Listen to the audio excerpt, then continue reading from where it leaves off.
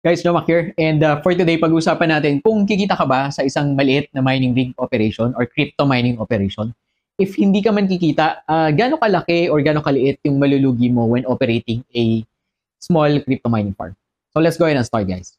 So first, i-define muna natin kung ano yung tingin natin is isang maliit na crypto mining operation. Of course, guys, ang crypto mining is very subjective yung size, no? Some people, tingin nila maliit na yung 1 gigahash. Yung iba naman, feeling nila kapag hindi ka industrial, hindi ka nagre-renta ng isang buong warehouse or isang buong building, maliit yung operation mo. Pero ang tinutukoy ko na maliit na operation for this time or for this video is kung ikaw is beginner pa lang sa residence ka, which is a lot of my viewers are actually residentially placed crypto mining rigs. So, paano kung papasok ka pa lang tapos tingin mo mga isa or dalawang GPUs lang, no, yung kaya mo sa apartment mo or sa bahay mo. So tingnan natin, silipin natin kung magkano yung kikitain mo as of November 2023. So i-define muna natin, okay? Again, yung size, nasabi na natin, 1 or 2 cards. Magkano na muna yung cost, no? Costingan muna natin para more or less alam mo kung magkano yung gagastusin mo for this kind of setup bago natin sabihin yung magkano yung kikitain mo for this type of setup. Alright? So example ko dito is magdi-DIY ka, no? Kasi maliit na operation nga lang, no? Ikaw lang medyo nagtitipid, no? Or baka gusto mong pag-aralan, kaya gusto mo DIY muna, maliitan para ma-check mo lang, no? Maramdaman mo lang kung para sa'yo ba to or hindi. Kaya ang system unit na kinostingan ko is around just 15,000 pesos, alright? So this is barely enough for your motherboard, CPUs, yung SSDs, the basic components that you need to start crypto mining. If you're interested to know what that is, I have a separate video for that. Search nyo na lang sa channel ko. But anyway, going back, 15,000 no, per system unit. Barely able to run 2 GPUs. And for this one, I chose the 3070, RTX 3070, dalawang piraso.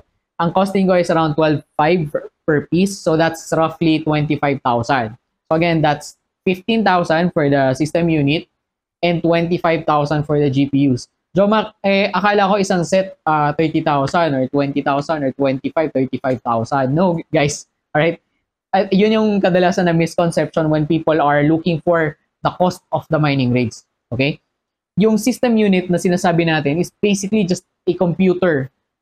Yung components that enables you to plug in multiple graphics cards. Alright? Again, ulitin ko ang ibig sabihin ng system unit is yun lang yung parang pinakakaha mo, yun lang yung parang pinaka-motherboard mo, yung power supplies mo, and yung cables para ma-run mo yung maraming GPUs. Ang nagpapamahal sa mining rig, guys, is not actually the system unit. System unit, typically sa isang mining rig, yung full-sized mining rig talaga, typically yung system unit cost nun is around 10 to 20% lang, no? So napakaliit versus yung cost ng buong mining rig when we factor in the GPUs. Kaya, again, going back, 15,000 system unit only, 25,000 for the GPUs. So, sa 25,000, conservative na to, guys, kasi medyo hindi ganun kadali kung maghahanap ka man, maybe December na, pag napapanood mo tong video na to. Depende kung kailan mo napanood Kung madali or mahirap maghanap ng 3070 na 12,500 per piece. Usually, you will get mga dual fan cards lang to. Again, not the beefy type coolers. Hindi ito yung mga ROG Strix and MSI Supremes or Gaming X Trios. Typically, this will be your colorful cards, Galax cards, or maybe Zotac cards. So, although not really a fan of Zotac cards when it comes to mining, they're good with ITX builds. Okay, for PC gaming na ITX, okay sila. Pero for mining, I don't really recommend them. Okay, going back now. So, dalawang 3070, 25, your total price for this package is around 40,000. When I say package, ikaw yung bubuo, I'm not offering this type of build sa shop, guys. Okay? So, 40,000. Ang kita ng isang RTX 3070 as of November 2023 is roughly around 25 to 30 plus. Okay, mga 35. 25 to 35. Naglalaro sumisipa-sipa siya per day. So sabihin na lang natin, conservative tayo, 25 per card. So that's roughly 50 pesos on your mining rig per day. Okay, long story short, isang buwan, magkano? 1.5. So ang liit. Magraran ako ng mining rig. Tapos, yung oras ko para aralin siya, i-monitor siya, yung cost, no? Yung cost pa nun, pinafactorin ko kung gaano katagal ako mag-ROI sa 1.5 a month, 40,000 yung kailangan kong bawiin. Ito pa guys, actually dadagdag ko. Not only that, maybe you need to configure yung socket mo sa bahay from your circuit breaker, yung linya na dadaanan niya, di ba? Naka-raceway ba yan or naka-electrical conduit ba yan? anong gauge yung wires mo, anong gauge yung amperage ng sockets mo, diba? Yun yung ano, yung isa pang problem. Yung cooling nung pwesto mo, malamig ba dun sa pwesto mo?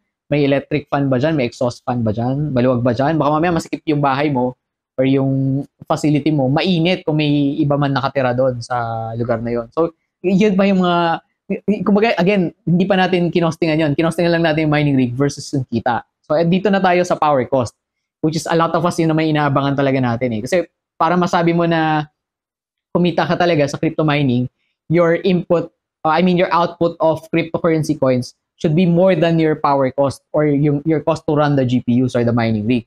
So for this one, sa 1.5 na kinita mo sa isang buwan na cryptocurrencies, ang gastos mo sa kuryente is more than 2,000 pesos.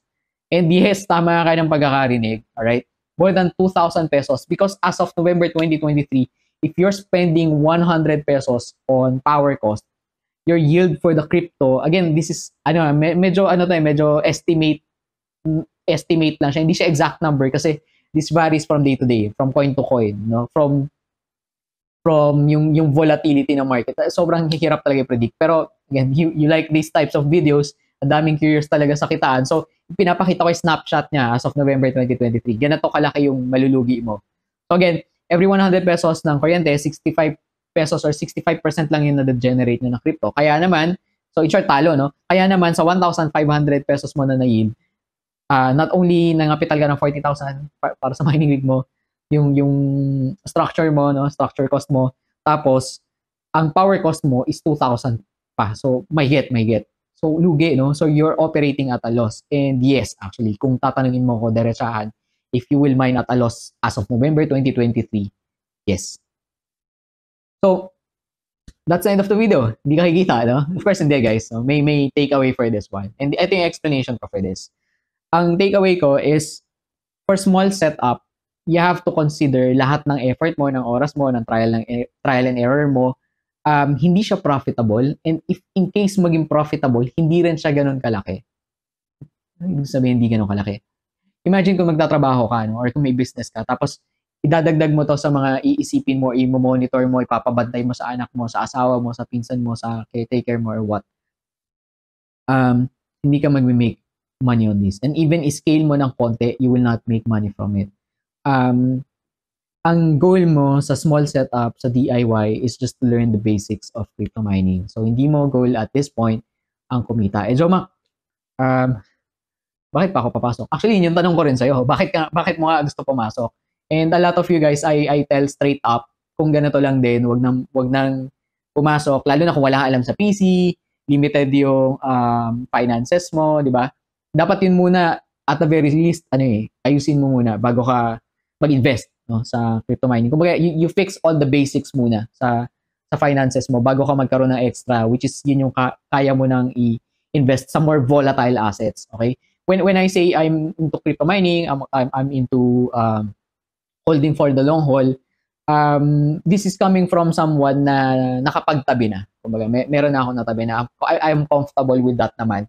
Ito is more of yung speculative side of me na nag-i-invest. Kasi, although there is a risk sa crypto, andun din naman yung reward. And historically naman, tinignan ko, as long as you hold for the long run, andun naman yung rewards. Okay? So, going back, no? Small scale mining, you will not profit from it. Matatalo ka sa oras, matatalo ka sa capital. For now, okay, unless i-hold out mo siya. So for example, gagawin mo ngayon and you don't really care that much, 6 months from now or a year from now, tuloy-tuloy na minimina mo siya, then it will start to make sense. So makiwag na lang, bilhin ko na lang diretso yung coin. By all means, you can also do that. Walang hassle, no? Less yung hassle mo, less yung magdi-DCA ka na lang, kumbaga dollar cost averaging or peso cost averaging ka na lang. You can do that. Okay? Hindi ka mahihirapan. Wala kang masyadong kailangang aralin. Bibilin mo lang yung coin. Of course, pag-trade, no, ibang usapan yan kasi depende kung marunong ako mag-trade. Right? Ang isa pang takeaway ko dito is yung income right now does not reflect yung income a month, 3 months, 6 months, a year from now. So, yun yung isa pang tricky, guys. Kung bakit hindi ko masagot kung gaano kalaki yung kitaan sa mining. Kapag lalo na pag when you message me tapos out of the blue, you just tell me, pahingi ako ng hosting ng ganitong specs tapos magkano yung kikitain. I don't do that, guys. Wala akong sa ganon. Kasi isa nga yun sa iniiwasan ko, hindi ako ma-hype talaga na tao. Hindi ko kailangan din mang-hype. Kasi ako mismo, conservative ako when it comes to my investments. Feeling ko nga, ito risky side na ng investments ko tong crypto. So, hindi talaga kita ma-assure if you're looking for assurance from me na kikita ka na malaki. Hindi ko yun mabibigay sa'yo. Okay? Ang masasabi ko lang is there will come a time in a few months or in the future na even yung 1 to 2 GPU setup will be profitable, no? For example, for me noon, kumikita ako mga nasa 6K a month, no? Isang GPU lang yan, guys. Yung pinang-edit ko lang, lalo na ginagamit ko naman siya, no? So might as well run the mining software. Pero mangyayari yon kapag matagalan mo na siyang ginagawa. And mas mangyayari yon the higher you scale upwards, no? So kung tatanungin mo yung advice ko, again, paulit-ulit lang naman, you start small, you learn the basics, hindi ka kikita dyan, pero at the same time, pag dumating yung oras na profitable na siya, makaka-scale ka. Kasi naiintindihan mo na kung paano siya gawin. Malaliken ko to sa isang negosyo, no? So when you're starting a business, you don't really open na, kunwari restaurant, gusto mo Jollibee ka agad, no? Franchise ka ng Jollibee. I don't know kung magkano yung franchise ngayon, 50 million, 70 million, di ko alam. Or maybe Shell, no? Gasoline station. Ang gusto mo muna, maliit lang, no? Maybe Coast Kitchen ka muna, or siguro gusto mo karinderya, or gusto mo online muna, no? Yung luto ka lang, tapos post mo online. Ganun muna, guys.